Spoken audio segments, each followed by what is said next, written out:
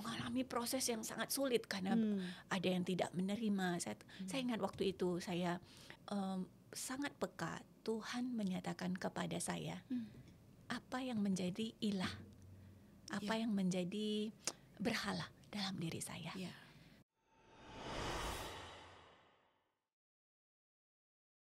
Shalom, selamat malam Bapak, Ibu, dan Saudara yang setia mengikuti pelayanan dari Task Force Doa dan Konseling Majelis Pendidikan Kristen di Indonesia yang berkolaborasi dengan Bara Digital Ministry dan Gemar. Pada malam hari ini kita akan bersama-sama membahas satu topik tentang sebuah doa menjadi alat pengambilan keputusan. Bersama dengan Ibu Vini Chen, STH, MPD. Selamat malam Ibu. Selamat malam Bu Ena. Baik, terima kasih kesediaannya ya Ibu. Ini merupakan pengurus harian MPK bidang 1 pengembangan pendidikan dan juga tim Character and Parenting Learning Institute dari Yayasan Atalia dan juga sebagai mentor di Resource Global. Nah, terima kasih banyak Bu Vini untuk kesediaan waktunya pada malam hari ini. Sebelum kita masuk di dalam pembahasan topik pada malam hari ini, marilah kita terlebih dahulu menyerahkan pelayanan kita dalam pimpinan Tuhan. Kita bersatu dalam doa, saya akan memimpin dalam doa. Bapa di dalam surga, terima kasih Tuhan, karena Tuhanlah yang memberikan kami kekuatan, hikmat, perlindungan sehingga kami boleh bersama-sama dalam pelayanan ini bersama dengan Ibu Vini. Terima kasih, dan kami akan memulai pelayanan ini dan ada begitu banyak pemirsa yang akan mendengarkan. Biarlah apapun yang kami perkatakan, Tuhan sendiri yang memakai hidup kami. Sehingga setiap perkataan kami bukan untuk menunjukkan diri kami, tetapi nama Tuhan yang dipermuliakan. Terima kasih Tuhan, pakailah pelayanan ini dan Ibu Vini serta hamba-Mu sebagai moderator pada malam hari ini untuk menjadi saluran berkat bagi pelayanan streaming malam hari ini. Terima kasih Bapak, kami mengucap syukur di dalam nama Tuhan kami Yesus Kristus. Amin.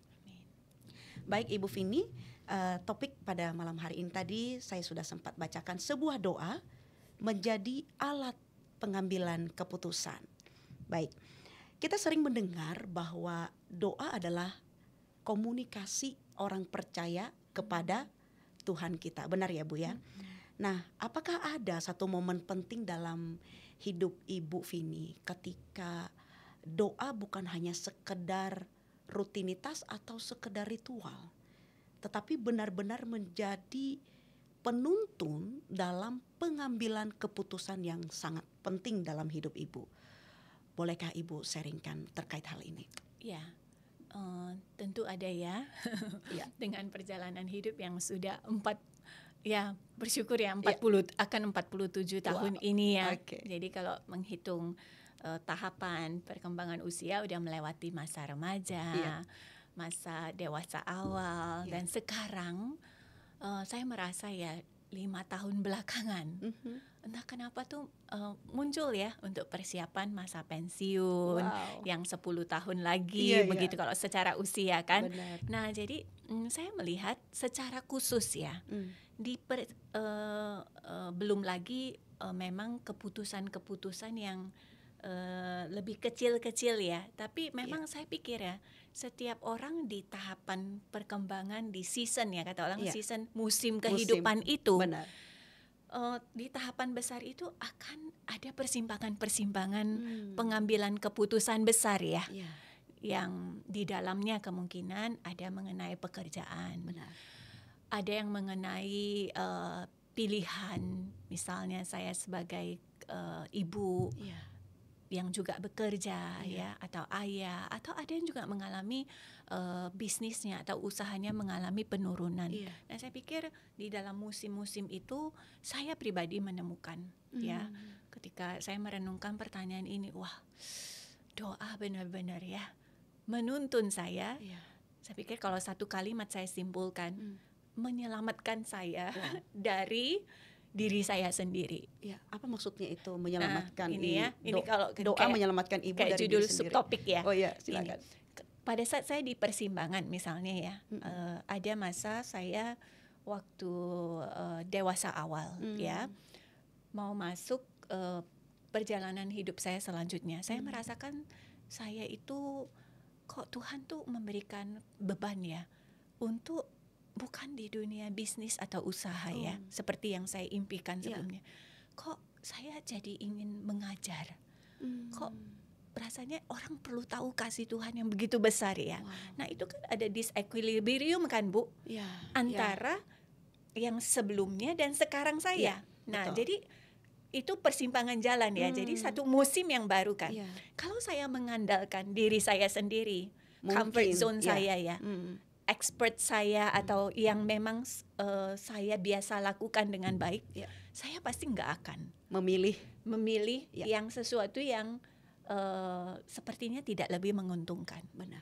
Gitu ya. Benar. Nah, tapi saya bersyukur sekali di masa awal kekristenan saya mengenal Yesus karena saya dari keluarga yang non-Kristen ya. Saya punya seorang gembala, ibu gembala yang kehidupan doa, kehidupan journalingnya itu sangat kuat.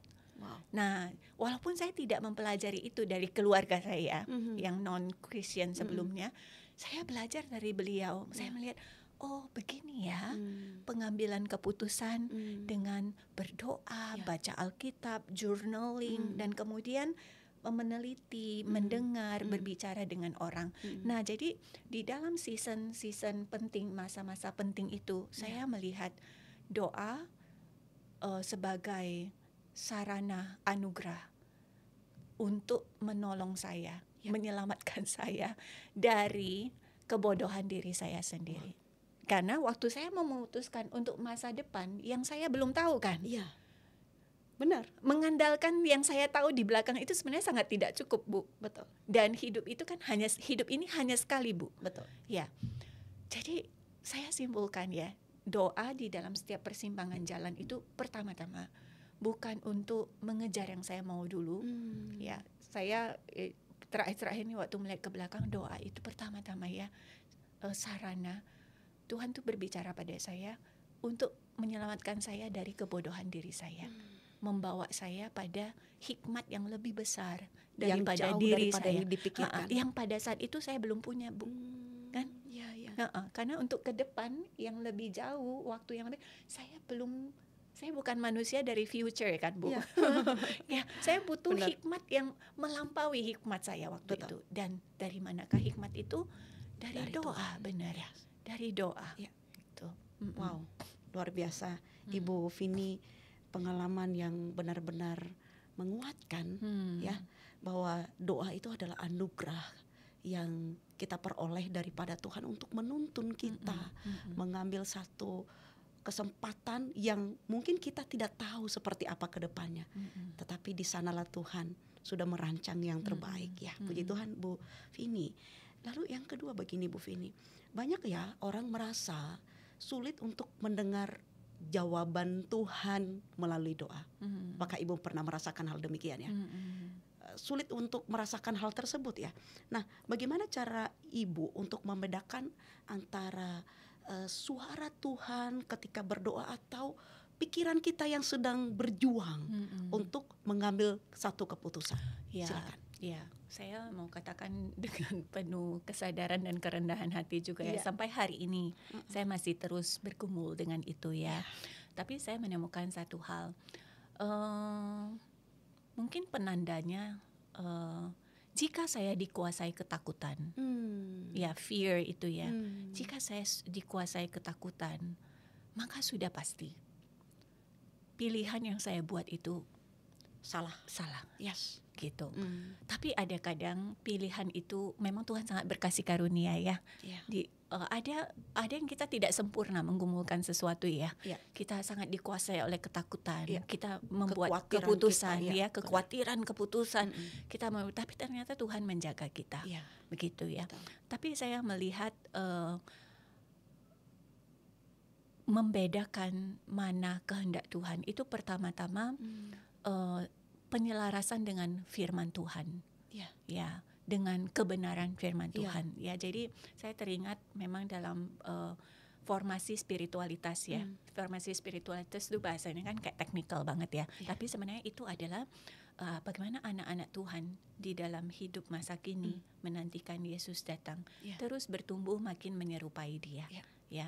Dan dalam formasi spiritualitas itu ada hal-hal utama, yaitu Roh Kudus diberikan pada kita Betul. memang ya, untuk berjalan Ya. bersama dengan kita, untuk menuntun kita dan Ya. kita dipimpin oleh Dia. Ya. Melalui apa? Melalui firman.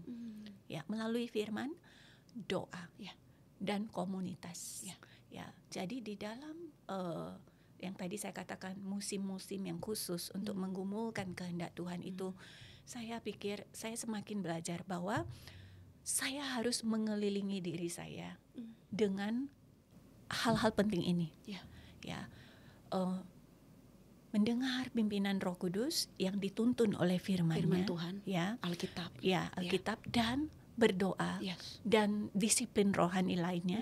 Dan itu saya, pentingnya. dan saya tidak boleh melepaskan diri dari komunitas. Komunitas yang sehat. Yes, betul. Di mana firman diberitakan, Betul, ya. yes. Di mana doa juga Ya, kuat di dalamnya. Ya, otoritas yang Tuhan berikan Ya. dalam hidup saya, dalam hidup kita. Ya. Itu Tuhan menjaga kita. Walaupun kadang kita tidak suka ya, Bu. Benar. Apalagi misalnya ini ya orang muda yang Iya. sudah kebelet banget. Ini yang sudah saya tunggu. Wanita yang sudah saya Iya. tunggu atau pria yang sudah saya tunggu ya. Sehingga waduh, saya nggak bisa lagi menerima ketika orang mengatakan bukan ini gitu ya, atau ini bisnis yang saya memang rasa akan memberikan keuntungan yang sangat besar. Sehingga tapi tunggu dulu, saya belajar bahwa memang ini semua Tuhan berikan untuk menjaga kita. Yes. Ya, salah satunya adalah komunitas, otoritas mana yang Tuhan berikan. Lalu teman akuntabilitas rohani, Betul. ya, berjalan bersama. Jadi tidak banyak mungkin ya, ada 1, 2 atau 3 orang, tapi mintalah mereka untuk bergumul bersama. Dan saya merasakan ya, kadang begini, kadang memang pilihannya memang ada beberapa pilihan, Bu. Kita Gitu dikasih ya. pilihan. Ya. Bahkan ketika saya sudah membuat pilihan, saya tidak bisa mengatakan bahwa itu salah, begitu ya. Betul. Dan bahkan ketika menjalaninya, kadang kita menemukan pergumulan kan, Yes, benar. Bukan berarti mulus. Ya, Ya. betul. Nah, tetapi di dalam nanti lika-liku yang akan ditemukan, saya melihat jika saya sudah memutuskan itu ya, Iya. dengan meletakkan diri saya di dalam hal-hal elemen-elemen penting dari formasi spiritualitas ini, yaitu keep in step with the Roh Holy Kudus, Spirit, Roh Kudus. Lalu saya Firman Tuhan. benar-benar dituntun firman Tuhan. Lalu saya juga berdoa Kekuatan doa, yes. dan bersama dengan orang Komunitas. seiman yang Tuhan percayakan. Ya, jika pun di sana saya menemukan ada yang tidak terlalu tepat yang saya pahami, nah saya akan kembali lagi ke dalam ini. Nah, saya pikir itu ya kadang ya Benar. yang dalam pengalaman saya ya, begitu. Oke. Thank you so much Ibu Vini. Ya, tadi Ibu sempat bahas bagian yang ketiga bahwa komunitas juga tidak kalah penting dalam kehidupan kita. Untuk bagaimana kita melakukan sesuatu, tidak hanya doa kita sendiri saja, tapi ada komunitas yang positif yang dimana mendukung kita juga satu dengan yang lain. Nah, doa tidak hanya dilakukan secara pribadi, itu sangat setuju ya Bu ya. Tetapi juga pasti bersama-sama dengan dalam komunitas yang baik tadi. Nah, bisa itu seperti gereja atau juga dalam organisasi, bahkan di komsel mungkin di gereja kita ya, seperti itu. Nah, bagaimana peran doa ketika mengambil keputusan bersama, baik itu di gereja atau di sekolah? Adakah contoh nyata yang bisa Ibu sharingkan melalui topik ini? Ya, saya pikir saya merasa ya kegiatan-kegiatan rohani bersama itu sangat penting. Ya. Walau orang sering melihat itu sebagai rutinitas kan Bu. Ya. Karena saking rutinnya sehingga take it for granted, Yeah. gitu ya. Jadi kehilangan maknanya. Benar. Gitu. Untuk apa kita memulai tahun ajaran dengan satu assembly bersama, ibadah bersama, gitu ya, Benar. doa bersama. Iya. Kadang ya kita jadi rutinitas ya. Benar. Ya memang mulai tahun ajaran mesti Selalu, ngumpul kan, iya, gitu doa ya. dulu, berdoa kita sama-sama dulu, ya. Tapi saya pikir mulai dari hal-hal yang basic itu, menghargai momen-momen itu, untuk memang mengumpulkan kita bersama itu di satu titik ya, yaitu apa? Satu Tuhan. Betul. Begitu ya. Nah, saya pikir tugas dari pemimpin adalah terus-menerus seperti memberikan kehangatan, Ya. menjelaskan why dari rutin-rutin ini, gitu ya. Ya. Nah, tapi saya rasa ada juga yang bisa ditingkatkan dari pertemuan rutinitas ibadah. Misalnya yang biasa sangat bersifat personal ya. Ya. Misalnya ya kita duduk di tempat kita sendiri berdoa gitu. Lalu tapi mungkin ada yang lebih heart to heart. Ya. Ya, misalnya pemimpin membagikan pergumulan kita sebagai sekolah apa gitu ya. Jadi supaya mereka juga tahu. Betul. Nah, jadi selama ini kan dalam misalnya yayasan, pemimpin, direksi membuat keputusan, itu sepertinya yang dibawa itu hanya harus ikut saja. Tapi tidak mengikuti gejolak ini kita sedang memutuskan sesuatu yang penting. Harus Nah, dalam doa ya. kita. Jadi saya pikir ya, bahkan di dalam rapat-rapat kerja ya, sebelum rapat kerja, kita sangat membutuhkan hikmat kan. Benar. Nah, jadi ini masuk dalam program ya. Kalau orang program rasanya sudah sangat kering ya. Tapi sebenarnya tidak. Dia harus berarti kita setiap tahun ada momen. Misalnya ya, berdoa puasa bersama sebelum rapat kerja. Nah, sebelum rapat kerja, pemimpin membagikan apa yang menjadi pergumulan dalam ya, menjadi beban, ya, menjadi kerinduan. Nah, sehingga segenap komunitas jadi tahu, memiliki kerinduan itu, own. Jadi bukan hanya ketika sudah berbentuk keputusan, wah kita ini hanya ngikut karyawan sajalah. yang ngikut ya. Jadi saya pikir persekutuan doa sangat penting. ya perlu dirancang dengan sangat detailer ya, dirancang, didesain dengan sangat hangat, bertujuan dan berelasi di dalam sebuah sekolah, begitu. Oke. Baik Ibu Vini, terima kasih banyak. Nah, seringkali ya Ibu Vini, kehendak Tuhan itu kadang-kadang tidak sejalan dengan apa yang kita doakan, apa yang kita rindukan, benar ya Bu ya. Nah, bagaimana Ibu secara pribadi menghadapi konflik batin yang ada dalam diri Ibu yang sudah pernah Ibu alami? Apakah ada prinsip atau langkah praktis yang bisa Ibu bagikan yang sudah pernah Ibu gunakan selama ini? Silakan, boleh Ibu bagikan. Ya, satu yang prinsip yang sangat praktis ya. Sebenarnya selain tadi saya katakan masukkan diri di dalam elemen-elemen penting itu tadi ya, Roh Kudus, firman, doa dan komunitas. Nah, hal praktis adalah di dalam proses itu sangat peka Tuhan menyatakan kepada saya apa yang menjadi ilah, apa yang menjadi berhala dalam diri saya. Karena itulah yang menguasai saya dalam pengambilan keputusan. Jadi ketika itu dinyatakan, saya harus membuat langkah yang nyata. Dalam proses selanjutnya saya memutuskan untuk meminimalkan kuasa dari ilah ini. Ya, jadi misalnya kita di dalam dunia kerja ya, misalnya ada satu masa misalnya kita mengalami burnout gitu, ketidaksesuaian dengan yang ada di sekitar perubahan kita, yang terjadi. Kemungkinan besar respon pertama kan bisa saja langsung mau keluar kan, benar, begitu ya, tidak nyaman, langsung mau keluar ya. Nah, tapi pada saat itu terjadi, saya pikir saya pribadi merasa saya perlu clear dulu kenapa saya mau keluar. Ya, karena sebenarnya panggilan umat Tuhan bukan keluar dari kondisi sulit ya. Jika saya hanya mau keluar pada saat ini dalam kondisi itu sulit, pelarian dong, ya betul, itu sudah tidak sesuai firman Tuhan. Tapi saya harus clear dulu apa yang membuat saya. Adakah ada alasan ilah, yang penting nggak? Adakah berhala di sini? Bisa saja setelah saya menggumulkan untuk diri saya sendiri, Roh Kudus tuh menyatakan, kamu marah sebenarnya bukan karena ketidakbenaran. Kamu marah karena kamu merasa dirimu tidak dihormati. Ya, saya pernah dalam satu perjalanan waktu itu mungkin 15 tahun lalu ya, masih baru di dalam kepemimpinan ya, gitu, mengalami proses yang sangat sulit karena ada yang tidak menerima. Saya ingat waktu itu saya ada berdoa ya dengan dosen saya, seorang yang sudah jauh lebih senior. Dosen saya cuma bertanya, Vini, kenapa kamu marah? Ya sudah jelas dong Pak, saya ngumpulin ini masa dijawab begini. Saya bilang, kan jelas dong.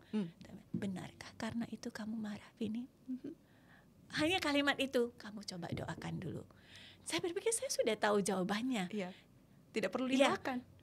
Pemimpin meminta sesuatu yang harus dikumpulkan lalu dijawab dengan tidak sopan, tentu kita punya hak marah dong, gitu ya. Tapi beliau mengatakan, kamu berdoa, tanya, sungguhkah karena itu kamu marah? Setelah saya berdoa, Tuhan tunjukkan, bukan hanya karena itu kamu marah, tapi lebih dalam dari itu kamu marah karena kamu tidak dihormati. Ya. Waktu saya menemukan itu yang harus diberesin dulu.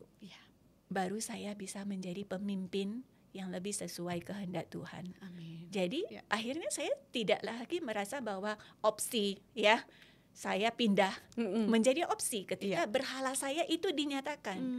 Berarti pertumbuhan saya saat ini adalah, jadi arahnya bukan lagi saya pergi.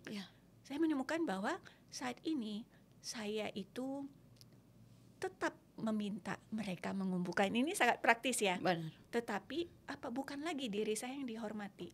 Nah, tetapi bagaimana memang ini penting buat kalian, buat pertumbuhan kalian. Ketika ilah saya dilepas, saya baru bisa menemukan ruang untuk mengasihi orang lain, Bu Ena. Lebih berbesar Iya, hati. sebagai pemimpin yang benar-benar meminta ini dikumpulkan, karena ini baik untuk kalian. Sehingga baru saya bisa memang menepis harga diri saya. Kalau memang saya harus menunggu, bertanya terus demi supaya kamu maju dalam ini, yuk kita jalani bersama. Nah, jadi saya merasakan, wah, ilah itu harus dinyatakan dulu, Bu. Ya, yaitu berhala itu harus dinyatakan. Saya merasa kalau perjalanannya sudah seperti itu, bukan soal kita salah mengambil keputusan atau tidak, tetapi kita akan lebih tepat ya. Misalnya dalam 6 bulan kita menggumulkan perjalanan itu enggak yang tentang take one big step ya. Maksudnya ambil satu, enggak. Itu kan tentang satu yang kecil diarahkan yang ke kecil, ke kecil, kecil. Tanpa yang kecil-kecil ini yang benar, kita enggak mungkin sampai di belakang dengan tepat. Begitu, Bu. Itu Bu Ena, saya dalam pengalaman saya melihat itu yang saya paling syukuri ya, bahwa saya harus dilepaskan dari ilah saya sendiri dulu. Ini tidak semua orang bisa memahami bagian imun ini, Bu Vini. Khususnya ketika itu harus dilepaskan, ilah itu harus dilepaskan. Itu sebenarnya tidak lepas karena sebelumnya Ibu sudah bertumbuh secara kerohanian yang baik. Setuju ya, Bu ya? Di dalam diri seseorang untuk memaknai betul ya, untuk memaknai, untuk melepaskan ilah itu artinya sebenarnya ada yang sebelumnya yang menuntun dia bertumbuh sehingga dia memahami dan memaknai ini harus dilepas. Setuju ya, Bu ya? Betul, Bu. Dan saya lihat Tuhan tuh sangat mengasihi kita ya. Kadang bukan soal gini, teknisnya kamu berhasil milih pertanyaan yang benar, kayak pilihan berganda kan. Ayo Vini, coba yang benar ada satu. Kamu harus bisa berhasil milih. Nah, misalnya antara A, B, C, D ya. Silakan. D, kamu ayo. Bukan, tapi Tuhan tuh berjalan bersama dengan kita. Setuju. Sampai saya dulu, being saya itu yang bertumbuh. Betul. Makin menyerupai punya dia. Karena itu tujuan kita ya, menyerupai Kristus ya, Bu ya. Dalam kita milih keputusan kan sering mau yang mana ya, gitu ya. Bahkan kita sendiri nggak peduli sama kondisi diri kita kan kadang, Bu. Tapi saya melihat Tuhan tuh benar-benar sangat berkasih karunia. Saya berpikir juga bukan karena kita nggak peduli ya, karena kita memang belum mengerti, Bu, belum menemukan ya, belum menemukan apa yang Tuhan mau maksud dalam diri kita, ya Bu ya, Vini. Oke, puji Tuhan, Bu Vini. Satu pesan untuk lebih bermakna, jika Ibu harus memberikan satu pesan ya, utama kepada para pendengar kita pada hari ini. Bisakah itu sebagai pembina rohani? Bisakah itu sebagai seorang guru Kristen yang mengajar di sekolah Kristen? Atau juga bisakah itu sebagai orang tua? Ya, Ibu Vini, apa yang mau Ibu sampaikan tentang bagaimana menggunakan doa sebagai alat pengambilan keputusan yang sangat penting dalam kehidupan kita sebagai orang yang percaya kepada Kristus. Silakan Ya. Ibu Vini. Saya pikir doa harus didekati dengan benar ya Bu, dan berani. Yes. Tapi masalahnya sekarang berdoa sudah hampir tidak mungkin. Ya. Jujur saja ya Bu. Ya, Amin. sudah hampir tidak mungkin. Kita bangun, Ya. kita punya gadget yang memang bisa menstimulasi kita ya, yang bisa dan kita sekali swipe ya mendapatkan yang kita mau. Ya. Untuk apa lagi kita berdoa Bu? Untuk apa lagi kita berdiam dan seolah-olah bodoh menantikan sesuatu yang kita perlu menanti. Ya. Jadi tapi saya juga menemukan this is the very us, berdoa itu adalah sesuatu yang sangat kita. Nah, karena saya manusia yang bukan hanya tubuh tapi roh. Dan saya punya juru selamat. Amin. Saya punya Tuhan yang adalah roh. Saya menantikan Dia. Maka dalam penantian itu berdoa sebenarnya adalah hal yang paling utama yang harus kita latih di dalam diri saya. Jadi secara teknis saya mendorong diri saya dan orang tua dan pendidik, ajarlah anak berdoa. Ya, generasi ini sudah mundur. Kalau dulu murid Yesus kan meminta, Tuhan ajarlah kami berdoa. Saya pikir pertanyaan ini sudah extinct, sudah punah di zaman ini. Itu pertanyaan yang sudah extinct, sudah punah. Jadi sekolah Kristen harus memunculkan pertanyaan ini. Ajarlah kami harus memberi berdoa. kesempatan bagi anak-anak untuk bisa berdoa. Praktisnya begini, misalnya devosi. Betul. Di sekolah Kristen selalu ada devosi. Tapi apakah benar-benar anak berdoa? Selalu ada guru yang memimpin doa, tapi apakah benar-benar anak berdoa? Bisa mengalirkan suara hatinya ke kebingungannya pada Tuhan. Jadi menurut saya masa ini harus menjadi masa yang lebih deep. Ya, bertepatan dengan pemerintah ngomong deep learning tapi benar. Kita dengan mudah melihat penggunaan AI, tetapi deep inside the student kita makin harus menolong dia deep inside him, dalam dirinya untuk dengan Tuhan. Misalnya dalam devosi yang tiap hari ada, daripada hanya kita nyerocos terus, mulai dengan diam dulu. Apakah engkau ada kekhawatiran hari ini? Gitu. Tuhan Yesus mengundangmu, marilah yang letih lesu dan berbeban berat, engkau bisa berbicara pada Tuhan. Kasih waktu hening, anak-anak 2-3 menit untuk mereka berbicara pada Tuhan. Karena bisa jadi itu adalah kemewahan dan sesuatu yang sudah punah dalam hidup mereka. Bu, benar. Ya Bu Ena, saya seminggu lalu saya memimpin usaha pebisnis muda. Mereka sedang membuat gospel action plan. Nggak ada masalah ya buat pebisnis muda yang sangat ini Tapi saya merasa waktu saya mempersiapkan ini bukan soal kognitif mereka, tapi yang namanya gospel action plan. Bagaimana action planmu ini membawa hati Injil kan? Dan bagaimana diri mereka itu mendengarkan pimpinan Tuhan kan? Ada belas kasihan itu ya. Jadi saya memakai labirin prayer. Jadi disiplin rohani labirin. Yang menarik Bu, baru saja itu dilakukan 5 menit awal, sudah ada yang menangis, sudah ada yang berkata, aku marah, gitu. Jadi selama ini di dalam treadmill kehidupan karena gadget, karena kesibukan, kita memang tidak berdoa. Tapi waktu kita punya kesempatan menanti, mendengar, anak-anak muda yang kelihatan sangat kuat itu, ternyata di dalamnya ada sangat kering akan Tuhan. Jadi setelah melakukan labirin prayer itu 30 menit, kami duduk. Cara mereka ngomongin gospel action plan itu sudah sangat beda, Bu. Jadi saya pribadi menyarankan mendorong sekolah Kristen untuk berani menghidupkan kembali doa. Amin. Dan dalam tradisi kekristenan yang sudah begitu panjang, begitu banyak disiplin rohani berdoa yang sangat dibutuhkan anak kita. Misalnya breath prayer, berdoa mengikuti nafas kita. Karena anak kita banyak yang mental health being-nya itu parah sekali. Kenapa? Karena bersamaan dengan nafas mereka itu panik kan, tekanan kan. Tetapi ketika dia menarik nafas, Tuhan adalah gembalaku. takkan kekurangan aku. Dia menghafal ayat bersama dengan itu breath prayer. Lalu ada fix hour prayer. Ya, di waktu-waktu tertentu kita berdoa berlutut. Ya. Lalu juga ada walking prayer. Nah, menurut saya ya, jadikanlah ini sebagai tanda kutip inovasi. Amin. Yang berani di sekolah Anda. Ya. Siap. Terima kasih Ibu Vini untuk penjelasannya dan pertanyaan-pertanyaan yang sudah dijawab dengan sangat baik. Semoga menjadi berkat bagi seluruh Bapak Ibu pemirsa yang mendengarkan siaran ini.